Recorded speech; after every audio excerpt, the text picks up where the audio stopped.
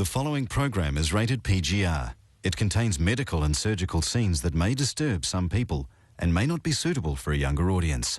We recommend the guidance of a parent or other adult. On this watch, a paragliding adventure ends in tragedy. Potential to have internal injuries is obviously very high.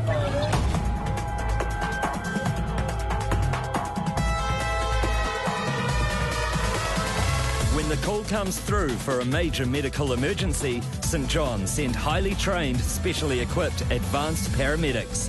Their job is to save lives anywhere, anytime. This is Rapid Response.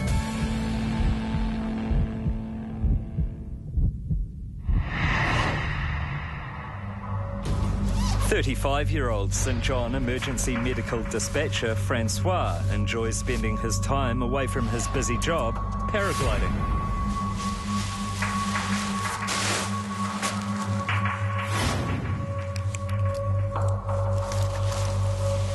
With a favourable easterly wind, he and friend Michael prepare for their latest flight. The flight plan in place and final checks complete, Mike and Francois take to the skies. Airborne, they enjoy the breathtaking views and adrenaline-pumping manoeuvres the sport has to offer.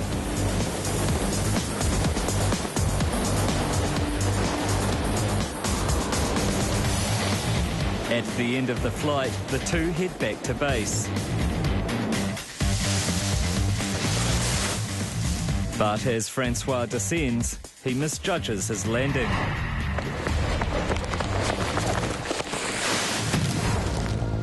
Witnessing the bone-crunching landing, Michael rushes to Francois' side. Realising the severity of what has happened, he calls 111. Advanced paramedic Mike McCauley responds. We're going to one of our comms officers who's fallen out of the sky in a paragliding accident. Obviously, there's a big potential to have serious injury, depending on obviously how far he's fallen. En route, Mike is waved down by members of the public. G'day. At the end of the road? Yep. Yeah. Thanks. End of the road.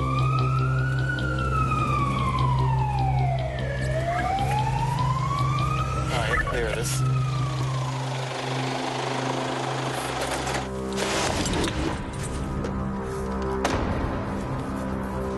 As Mike approaches, the severity of the accident becomes apparent.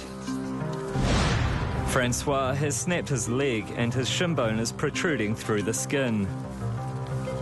Mike, how are you? Good, how are you? How's the pain?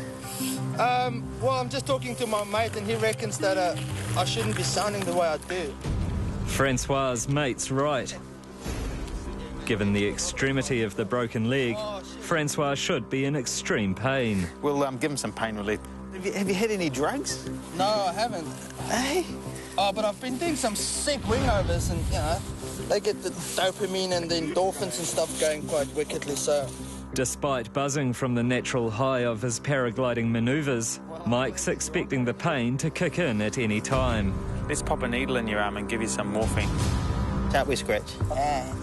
Oh, you've broken your leg. You're not complaining of the pain and a little needle. How bad does it look? It's bad. Yeah. They don't come much worse than that. Oh, really? No, the bone's sticking out, man. Yeah. You've seen it? Yeah, well, it was one of the first things I saw.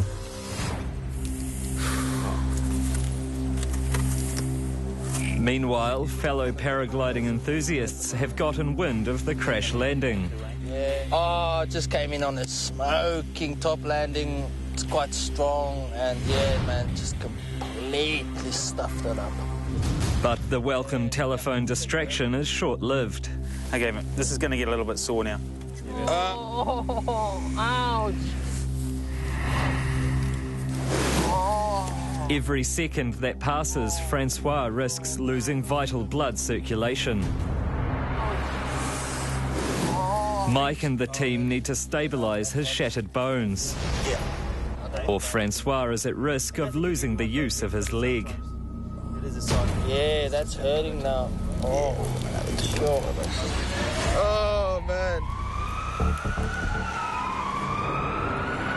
In St Heliers, the perfect day's flight has turned ugly. St John emergency medical dispatcher Francois has crash-landed his paraglider and snapped his leg. How's the pain at the moment? Wait, how's the pain? Advanced paramedic Mike McCauley and the ambulance crew are picking up the pieces. I came in for top landing, came in a bit fast. Yeah, put my landing gear out, and I just felt something snap. Has the morphine helped? Is it only sore when we're moving it? Yeah, I mean, it's still lingering there, but you know, Just let these guys do it, and if it gets too sore, just say stop and we'll give you some more, okay? We'd give it a bit of a clean, but yeah, it's going to drag it no, back I in. would. It'll just drag the that contamination back in. I think if we'll just cover it and splint it as it is. The team administer another dose of morphine and get ready for the difficult job of splinting. Just tuck it in there somewhere. Hang on. His leg has just got no, so it's tib fib. Yeah. Okay, is it over yet? Yep, That's it. Yep. Good man. Oh, shit. Oh. Hang on, let's just. Oh, it feels like fire. Okay, get you to sit up. Sit up if we can. Just sit to there. One, two, three. Oh, okay. You guys rock. Well, at the moment, since we've moved him, he doesn't have very good circulation in his foot, which is not a good sign. But we've aligned it the best we can. It's not totally cut off, but it is impaired. If it was left for a long period of time, it could be very detrimental to his keeping his foot.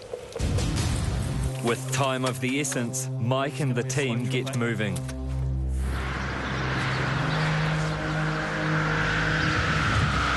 En route, ambulance officer Shannon Elphick identifies further complications. His foot's gone a little bit white, so we're a bit concerned about his circulation. We're just testing how long it takes for the capillaries to refill. The longer the capillaries take, obviously, the less circulation there is there.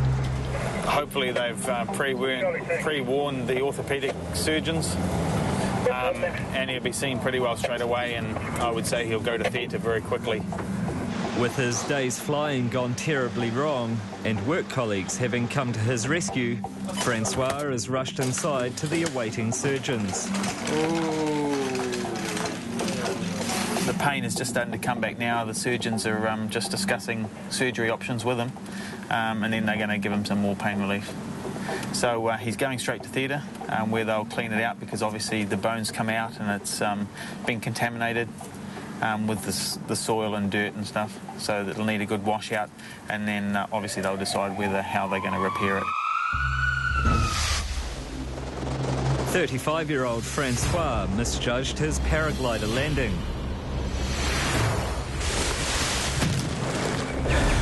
And badly snapped his lower leg. Surgeons carried out extensive surgery and inserted a metal rod and pins to support the broken bone until it could heal. 8 months later, Francois is off the crutches and back at work. Although keen to get back in the air, until he fully recovers, he's keeping his feet firmly on the ground. Thank you, then. Bye-bye.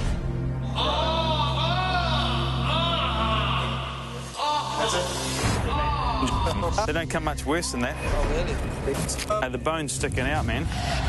The day that I had the accident, it was pretty windy, and I flew into an area where there was very little wind, so the wing just sped up quite radically, and just came in for an extremely fast landing. I think recovery starts from the moment after you've had the accident. I just made a conscious decision directly after it happened to say, well, this is the incident, this is what happened. I cannot wind the clock back. And in retrospect, I think it was the best decision that I could make. I've had great professional care, from the guys at the ambulance, from the hospital throughout. So I think all of that really helps for a really good recovery.